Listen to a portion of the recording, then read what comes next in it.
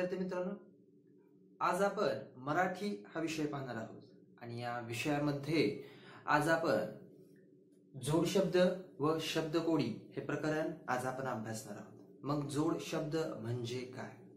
तर जोड शब्द म्हणजे दोन शब्दांचा मिळून बनलेला जो शब्द असतो त्याला जोड शब्द असे म्हणतात। मग हा झाला जोड शब्द। आणि शब्दकोडी म्हणजे काय? तर शब्दकोडी म्हणजे तुमच्या घरी पेपर वगैरे येत असेल तर त्यामध्ये घरातील मोठी माणसं जी असतात ती पेपर मधील ते शब्दकोडी सोडवत असतात। असा चौकोन असतो आणि त्यामध्ये उभे आडवे अक्षर जे असतात ते जुळवायचे असतात, ती शब्दकोडी असतात। तसेच वेगवेगळे शब्द पूर्ण करणे हे सुद्धा शब्दकोड्यांमध्येच येतं। मग हे प्रकरण जे आहे हे आहे जोड शब्द आणि शब्दकोडी। आता याच्यावरती परीक्षेला प्रश्न कशा रीतीने विचारले जाऊ शकतात, बरोबर की नाही?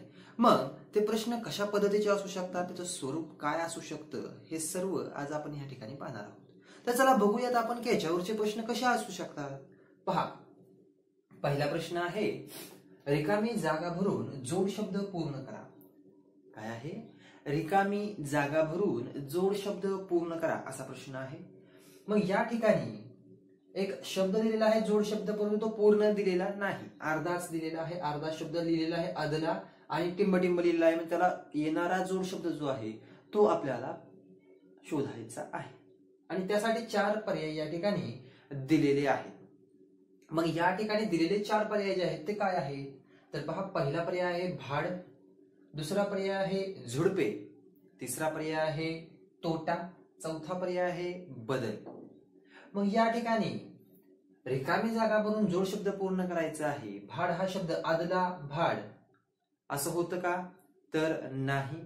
घर भाडे वगैरे असा शब्द होतो, घर आणि भाडे, घर भाडे, बरोबर की नाही, असा शब्द होतो, परंतु आदला भाड असा शब्द होत नाही। त्यानंतर आहे झुडपे, झाडे झुडपे असा शब्द होतो, परंतु आदला झुडपे असा होत नाही, त्यामुळे दुसरंही नाही।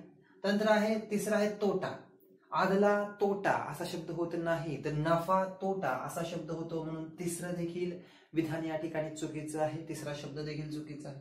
त्यानंतर चौथा आहे बदल। मग पहा, आदला बदल अगदी बरोबर, आदला काय होतं? आदला बदल हा शब्द जोड शब्द आहे, एकत्र शब्द आहे हा, म्हणून चौथा जो पर्याय आहे तो अगदी योग्य पर्याय या ठिकाणी या प्रश्नाचं उत्तर आपल्याला मिळालेलं आहे। या प्रश्नाचं योग्य पर्यायाचं उत्तर कोणतं आहे? पर्याय क्रमांक 4 आदला बदल। ठीक आहे, समजा तुम्हाला की अशा स्वरूपाचे जोड शब्द दिलेले असतात आणि ते जोड शब्द या ठिकाणी आपल्याला पूर्ण करायचे असतात। मग यानंतर आपण बोलूया पुढील प्रश्नाकडे। पुढील प्रश्न पहा काय आहे? खालीलपैकी जोड शब्द नसलेला पर्याय निवडा। मग जोड शब्द नसलेला पर्याय या ठिकाणी आपल्याला निवडायचा आहे। त्यासाठी आमची जी पीडीएफ तुमच्याकडे आहे जोड शब्दांची, शब्दकोड्यांची, ती जोड शब्दांची पीडीएफ तुम्ही वाचा, पाठ करा। म्हणजेच काय होईल की असे स्वरूपाचे जे प्रश्न असतात, रिकामी जागा भरा किंवा जोड शब्द नसलेला पर्याय, तर ते तुम्हाला लगेच उत्तर त्याचं सापडल्याने पैकीच्या पैकी गुण यामध्ये मिळून जाते।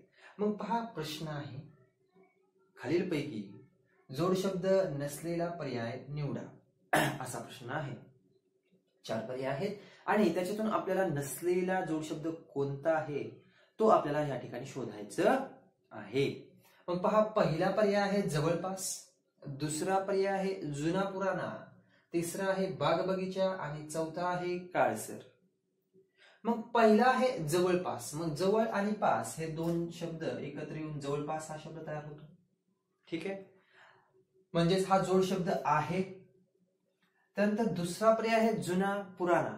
मग जुना आणि पुराणा हे दोन शब्द आहेत, म्हणजेच हा दोन शब्दांचा मिळून झालेला एक जोड शब्द आहे, म्हणून हा देखील जोड शब्द आहे। परंतु आपल्याला उत्तर विचारलेलं आहे की जोड शब्द नसलेला कोणता पर्याय आहे। मग तिसरा आहे बाग बगीचा, बाग बगीचा। मग बाग आणि बगीचा हे दोन शब्द एकत्र येऊन बाग बगीचा हा शब्द तयार होतो आणि तो जोड शब्द आहे, म्हणून परंतु आपल्याला विचारलेला आहे जोड शब्द नसलेला पर्याय। आणि चौथा आहे काळसर, काळसर हा एकच शब्द आहे, हे लक्षात घ्यायचं आहे। काळ आणि सर हे दोन शब्द एकत्र आलेले नाहीत तिथं, हे लक्षात ठेवायचं आहे। म्हणून हा एकच शब्द असल्यामुळे हा जोड शब्द नसलेला पर्याय आहे, म्हणजे काळसर हा जोड शब्द नाही हे लक्षात घ्यायचं आहे. मग पहा या ठिकाणी 3 हे जोड शब्द आहेत, जवळपास, जुना पुराणा, बाग बगीचा, आणि चौथा काळसर हा जोड शब्द नाहीये. आणि विचारलेला आहे की जोड शब्द नसलेला पर्याय निवडा. मग पर्याय क्रमांक 4 हा जोड शब्द नसलेला पर्याय आहे, म्हणून पर्याय क्रमांक 4 हे या प्रश्नाचं अगदी योग्य उत्तर आपल्याला मिळालेलं आहे. आता आपण वळूया पुढील प्रश्नाकडे. पुढील प्रश्न पहा. बरे या शब्दाला जोडून येणारा शब्द सांगा. बरे या शब्दाला जोडून येणारा शब्द सांगा असा प्रश्न आहे. म्हणजेच बरे या शब्दाला पुढे कोणता शब्द जोडून आल्यानंतर योग्य तो जोड शब्द तयार होतो असा प्रश्न विचारलेला आहे. प्रश्न काय आहे, प्रश्न नीट व्यवस्थित समजून घ्यायचा आहे. बरे या शब्दाला जोडून येणारा असा कोणता शब्द आहे ज्या शब्द त्याला जोडून आल्यानंतर एक जोड शब्द तयार होतो. मग असा शब्द कोणता आहे असं आपल्याला विचारलेलं आहे. त्यासाठी 4 पर्याय दिलेले आहेत. पहा, पहिला पर्याय आहे त्यातला हाट. पहिला पर्याय काय आहे, हाट. मग बरे, बरेला जर आपण हाट हा शब्द जोडला पुढे, बरे हाट असं जर म्हटलं तर योग्य अर्थ होतो का त्या शब्दाचा, तर होत नाही, म्हणून हा होत नाही. मग हाट हा शब्द कोणत्या शब्दाला जोडून येतो, तर हाट हा शब्द बाजार हाट. हाट हा शब्द कोणत्या शब्दाला जोडून येतो, बाजार हाट या शब्दाला हाट हा शब्द जोडून येतो. दुसरा पर्याय आहे गोडी. गोडी म्हटल्यानंतर बरे, बरे या शब्दाला पुढे गोडी हा शब्द जोडून पाहायचा आपल्याला, योग्य अर्थपूर्ण शब्द तयार होतो. बरे गोडी असा शब्द तयार होतो का, नाही, अर्थपूर्ण होत नाही त्या शब्दाचा. बरे गोडी असा शब्द नसतो. मग गोडी हा शब्द कोणत्या शब्दाचा जोडून येणारा शब्द आहे, तर लाडी गोडी असा शब्द आहे. कोणता आहे, लाडी गोडी हा शब्द त्याचा आहे, परंतु बरे गोडी असा होत नाही, म्हणून तोही पर्याय चुकीचा आहे. त्यानंतर आहे वाईट. मग बरे या शब्दाला वाईट हा शब्द होतो का, पहा, बरे वाईट, अगदी बरोबर, बरे वाईट हा अगदी योग्य जोडून येणारा शब्द आहे. म्हणजेच बरे या शब्दाला जोडून येणारा शब्द कोणता, तर वाईट हा शब्द जोडून येणारा शब्द आहे, आणि त्यापासून बरे वाईट हा जोड शब्द तयार होतो. कोणता शब्द तयार होतो, बरे वाईट हा जोड शब्द यापासून तयार होतो. आणि चौथा आहे मिठाई. मग बरे या शब्दाला मिठाई शब्द जोडून येतो का, तर नाही, बरे मिठाई असं होत नाही. मग मिठाई हा शब्द कोणत्या शब्दाला जोडून येतो, तर मेवा मिठाई असा त्याचा शब्द तयार होतो, मेवा मिठाई. ठीक आहे. मग पर्याय क्रमांक 3 बरे या शब्दाला जोडून येणारा शब्द कोणता, तर वाईट. पर्याय क्रमांक 3 हे या प्रश्नाचं अगदी योग्य उत्तर आहे. आता आपण वळूया पुढील प्रश्नाकडे. पुढील प्रश्न पहा. सोबतच्या चौकटीत खालीलपैकी कोणते अक्षर भरल्यास सोबतच्या चौकटीत, ही चौकट दिलेली आहे, या चौकटीमध्ये कोणते अक्षर भरल्यास अर्थपूर्ण आडवे शब्द तयार होतील. म्हणजेच ह्या चौकटीमध्ये या पहा 9 अक्षरांची चौकट आहे, आडवे आपल्याला शब्द तयार करायचे आहेत. यामध्ये 9 अक्षर बसतात, बरोबर. त्यामधली 6 अक्षर दिलेले आहेत, 3 रिकाम्या चौकटी आहेत, आणि त्याच्यामध्ये आपल्याला पहा एक एक शब्द या ठिकाणी आपल्याला त्या ठिकाणी भरायचा आहे, परंतु एकच शब्द 3ही ठिकाणी भरायचा आहे. आणि तो भरल्यानंतर त्यामध्ये आडवे असे अर्थपूर्ण किती शब्द तयार होतील, अर्थपूर्ण शब्द तयार झाला पाहिजेत. अर्थ ह्या आडवे तयार होणाऱ्या शब्दांपासून अर्थपूर्ण शब्द तयार झाले पाहिजेत, तरच तो शब्द भरलेला योग्य आपला पर्याय असेल, हे समजायचं आहे, नक्की समजायचं आहे. मग आडवे अर्थपूर्ण शब्द तयार होण्यासाठी या ठिकाणी कोणता शब्द योग्य असेल पाहूया. पहा, जर आपण ह शब्द, पहिला पर्याय जो आहे ह चा, तो त्या ठिकाणी ठेवूयात आपण. हो, हो आणि ह 3ही ठिकाणी ठेवला. मग पहिला शब्द कोणता तयार होतो, प्रवाह. दुसरा तयार होतो आवाह. तिसरा होतो निवाह. मग आवाह आणि निवाह हे दोन्ही चुकीचे होतात, बरोबर की नाही. म्हणून ह हा शब्द या ठिकाणी चुकीचा आहे, म्हणून या ठिकाणी मी ते रोफ करून टाकतो, खुडून टाकतो. ठीक आहे. आता पहिला जो आहे तो चुकीचा आहे. दुसरा ठेवूया आपण र. ओके. मग प्रवार, आवार, निवार. मग हे 3ही शब्द व्यवस्थित नाहीत, ते चुकीचे आहे, त्याचा अर्थ व्यवस्थित येत नाही, त्यामुळे दुसरा देखील चुकीचा आहे. ठीक आहे, पुसून टाकूया आपण ते. त्यानंतर आहे तिसरा तो हा शब्द त्या ठिकाणी आपण ठेवूया. मग प्रवात, आवात, निवात. मग त ठेवल्यानंतर तीनही जे शब्द आडवे शब्द तयार होतात, प्रवात, आवात, निवात, हे चुकीचे आहेत, त्याचा अर्थ योग्य होत नाही, म्हणून तो देखील चुकीचा आहे.